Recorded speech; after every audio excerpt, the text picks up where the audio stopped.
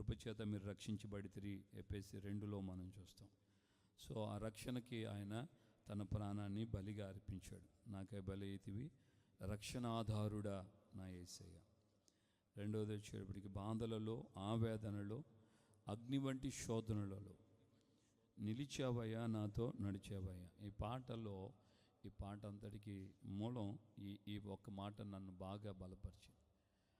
బాధలలో, ఆవేదనలలో, అగ్ని వంటి శోధనలలో దేవుడు నిలిచాడు, మనతో నడిచాడు. మనం లేఖనాలు అన్నీ చూస్తాం.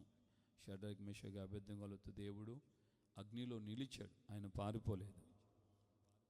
అలాగే యెషయా గ్రంథంలో రాయబడింది, వారి యావత్ బాధలు ఆయన బాధ నొందెను అని రాయబడింది.